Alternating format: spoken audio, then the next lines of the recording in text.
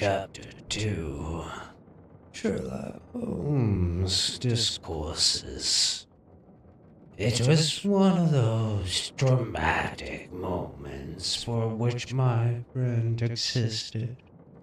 It would be an overstatement to say he was shocked, or even excited by the amazing announcement. Without having a tinge of cruelty in his singular composition, he was undoubtedly callous from long overstimulation. Yet, his emotions were dulled, his intellect perceptions were exceedingly active. There was no trace then of horror which myself felt at this curt declaration. But his face showed rather the quiet and interested composure of the chemist who sees the crystals falling into position from his oversaturated solution. "Ah, remarkable," said he. "Remarkable. You don't seem surprised." "Interested, Mr. Mac, but hardly surprised. Why should I be surprised? I receive an anonymous communication from a quarter which I know to be important, warning me that dangerous threats a certain person. Within an hour, I learned that this danger had actually materialized, and that the person is dead. I am interested, but as you observed, I am not surprised." In a few short sentences, he explained to the inspector the facts of the letter and the cipher. MacDonald sat down with his chin in his hand and great sandy eyebrows bunched into a yellow tangle. "I was going down to Burlstone this morning," said he. "I had come to ask if you care to come with me, you and your friend here. But from that you say we might perhaps be doing better work in London." "I rather think not," said Holmes. "Hang it all, Mr. Holmes," cried the inspector. "The papers will be full of the Brimstone mystery in a day or two. But where's the mystery of a man in London who prophesied the crime before it ever occurred? We have only lay our hands on that man, and the rest will follow." "No doubt, Mr. Mac. But how do you propose to lay your hands on the so-called Warlock?"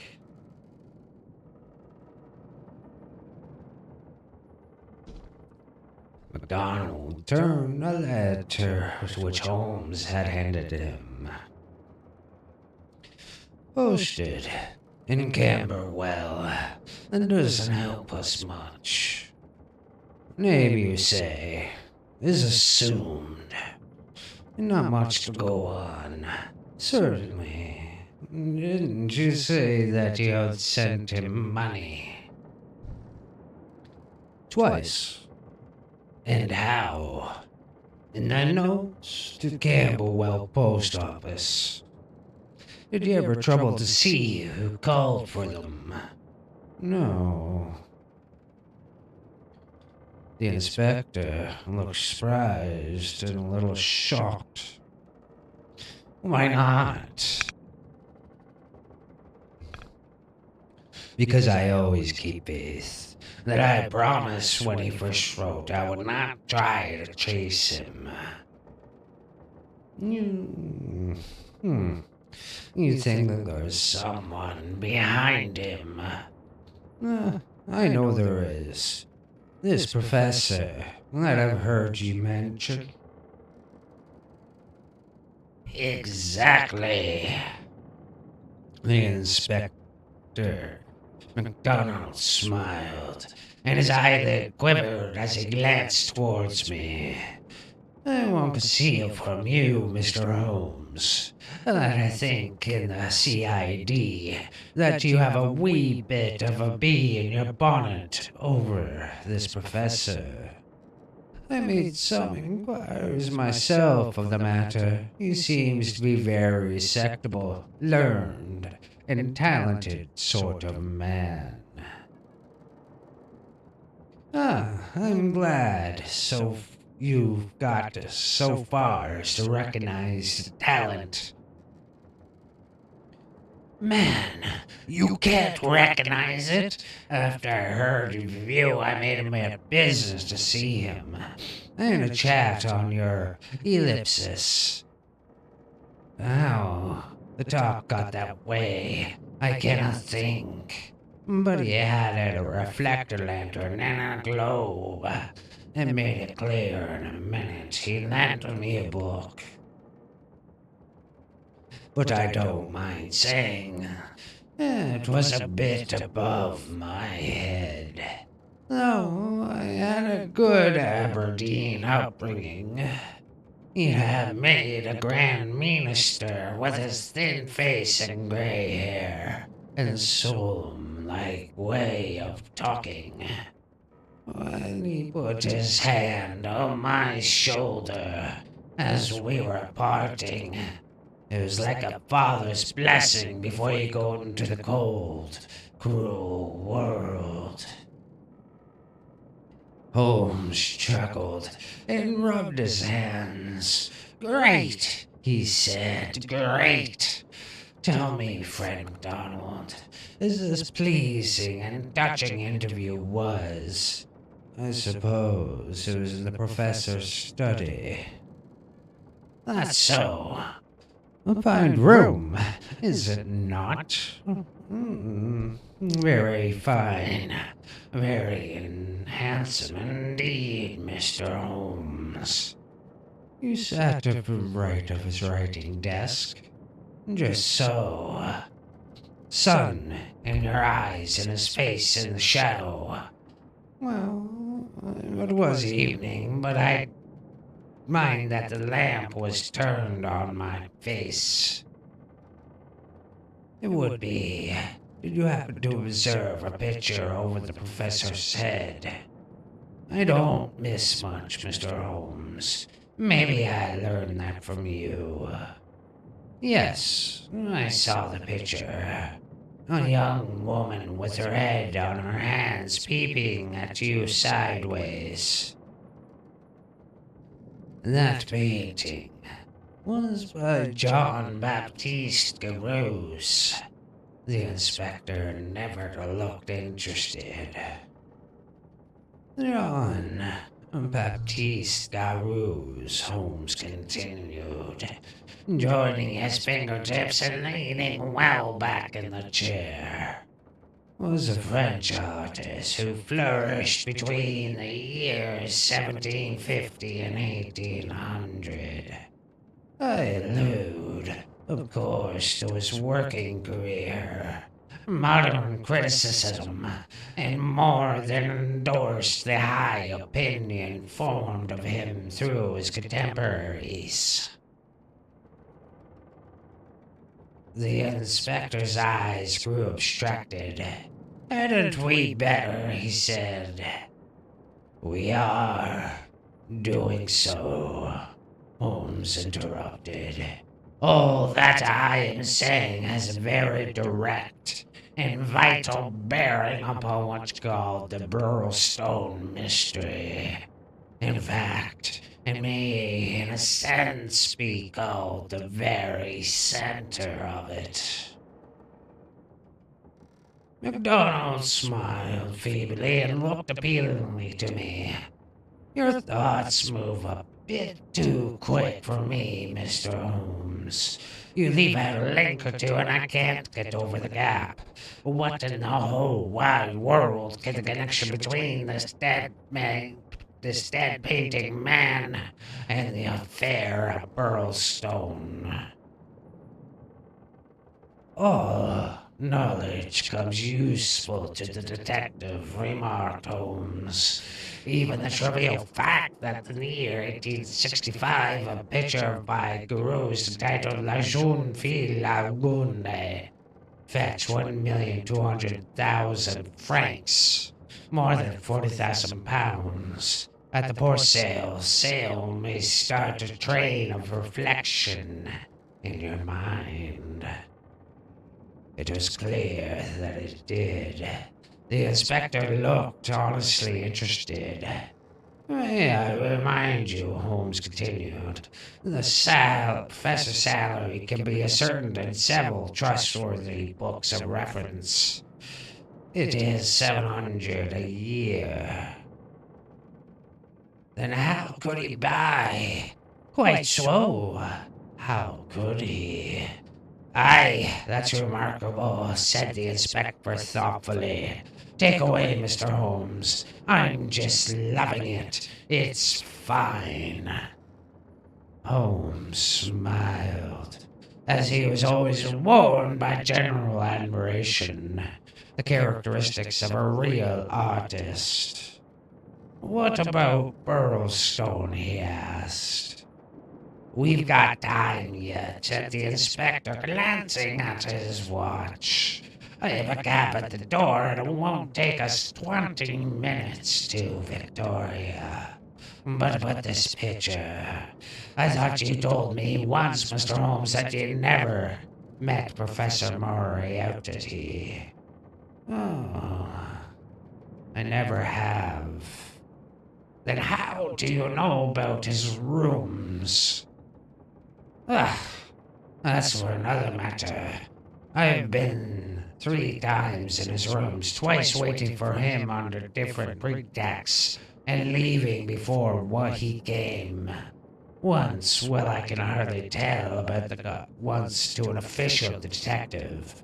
It was on the last occasion, and I took the liberty of running over his papers with the most unexpected results.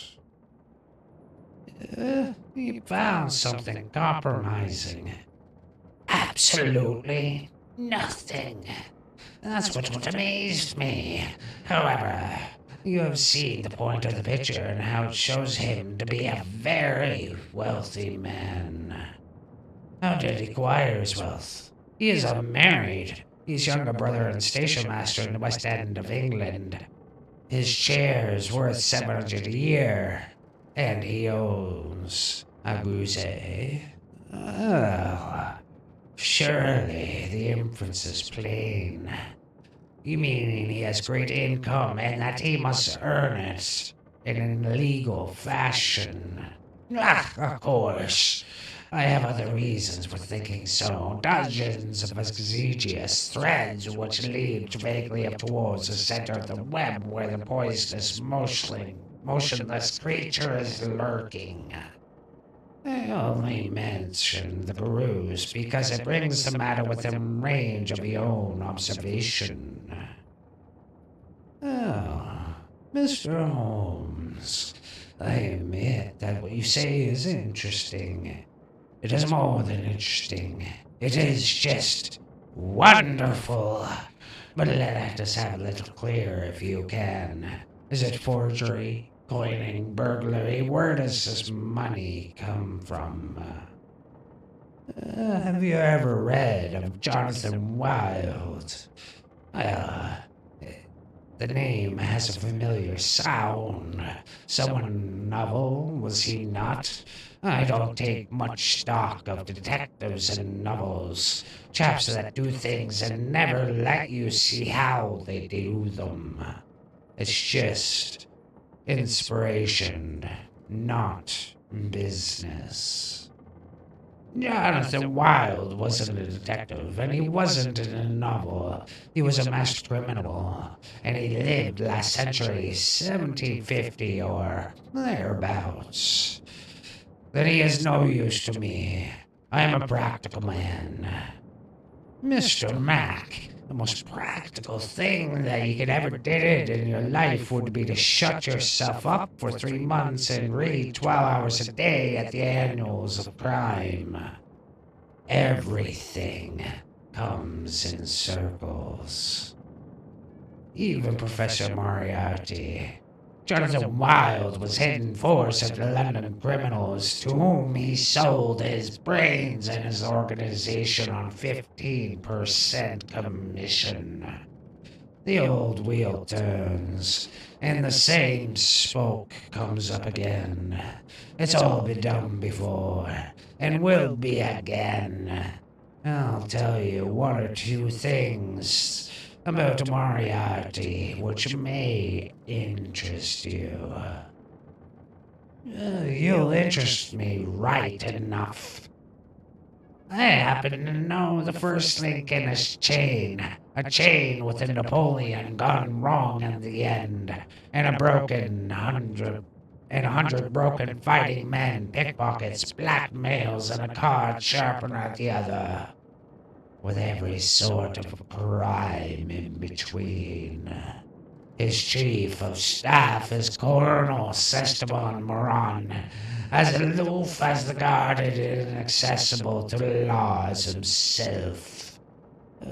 What do you think he pays him? I'd like to hear. 6,000 a year. That's paying for brains, you see. The American business principle. I learned the detail quite by chance. It isn't more than the Prime Minister gets. That gives you the idea of Moriarty's gains and the scale on which he works. Another point. I made a business to hunt down some of Moriarty's checks lately. Just common and innocent checks that he pays to his household bills with. They were drawn on 6 different banks. Does that make an impression on your mind? Queer, certainly. Well, what do you gather from it? That he wanted no gossip about his wealth. No single man should know what he had. I have no doubt that he has 20 banking accounts. The bulk of his fortune abroad in the douche bank or in the credit Leonanis. As likely as not. Sometime when you have a year or two to spare, I commend you to the study of Professor Moriarty. The inspector had grown more impressed as the conversation proceeded. He had lost himself in the interest. Now his practical Scotch intelligence brought him back with a snap to the matter at hand. You can keep it anyhow, he said. You got us sidetracked with your interesting anecdotes, Mr. Holmes. What really counts is your remark that there is some connection between the professor and the crime that you get from warning received through the man Porlock. Can we, for present practical need, get any further than that? We may form some conception as to the motives of the crime. It is, as I gathered from your original remarks, an inexplicable, or at least an unexplained murder. Now, presuming that the course of the crime is as we suspect it to be, there might be 2 different motives. In the first place, I may tell you Moriarty rules with a rod of iron over his people. His discipline is tremendous. Now there's only one punishment in his code. It is death. Now we might suppose that this murderous man, this Douglas, whose approaching fate was known by one of the criminal's subordinates, had in some way betrayed the chief.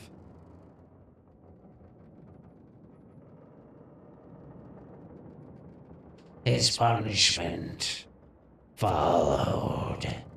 It would be known to all if only put the fear of death into them. Well, that is one suggestion, Mr. Holmes. The other that has been engineered by Moriarty in the ordinary course of business. Was there any robbery? I have heard, not heard. If so, it would of course be against the first hypothesis, in favor of the second. Moriarty may be engaged engineer on the promise of part of spoils, or he be paid so much down to manage it. Either is possible. But whichever it may be, or if there's some third combination is down at Burlstone, that we must seek the solution. I know our man too well to suppose that he has left anything up here which may lead us to him. Then to Burlstone we must go, cried MacDonald, jumping from his chair. My word, it's later than I thought. I can give you gentlemen 5 minutes for preparation, and that is all. And ample for us both, said Holmes, as he sprang up and hastened to change from his dressing gown to his coat. We are on our way, Mr. Mac, and I will ask you to be good enough to tell me all about it. All about it proved to be disappointingly little, and yet there was enough to assure us that the next case before us might well be worthy of the expert's closest attention. He brightened and rubbed his thin hands together as he listened to the merge remarkable details. His long series of sterile weeks lay behind us, and here, at last, was a fitting object for the remarkable powers which, like all special gifts, become irksome to their owner when they're not in use. The razor brain blunted and rusted with inaction. Sherlock Holmes' eyes glistened, his pale cheeks took a warmer hue, and his whole eager face shone within him in light when the call for work reached him.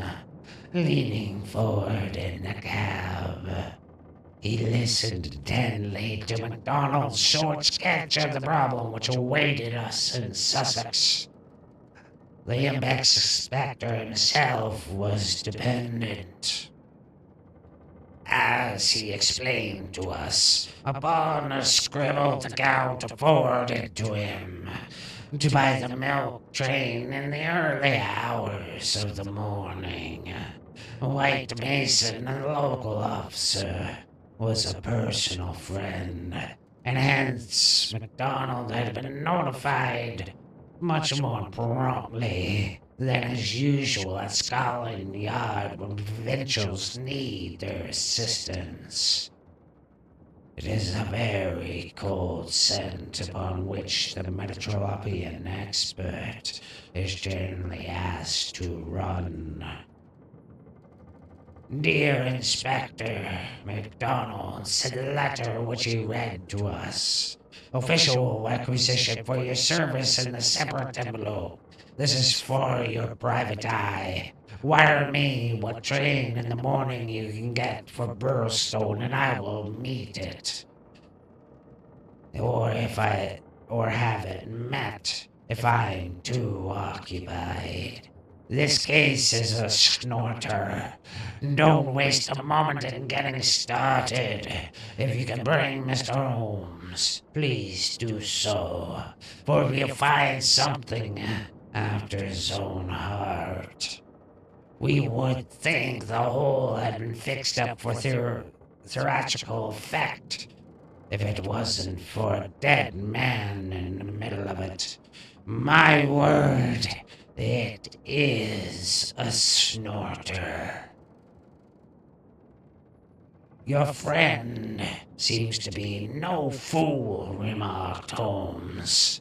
No, sir. White Basin is a very live man, if I'm any judge. Well, have you anything more? Only that you will give us every detail when we meet. Then how did you get at Mr. Douglas and the fact that he had not been horribly murdered? There was an enclosed official report. It didn't say horrible, that it's not recognized as an official term. It gave the name John Douglas and mentioned his injuries had been in the head from the discharge of his shotgun. It also mentioned the hour of the alarm, which was close on to midnight last night. It added that the case was undoubtedly one of murder, but that no arrest had been made, and that the case was one presented some very perplexing and extraordinary features. That's absolutely all we have at present, Mr. Holmes. Then, with your permission, we will leave at that, Mr. Mack. The temptation to form premature theories upon insufficient data is the bane of our profession. I can only see two things certain at present. A great brain in London and a dead man in Sussex. It's the chain between that we're going to have to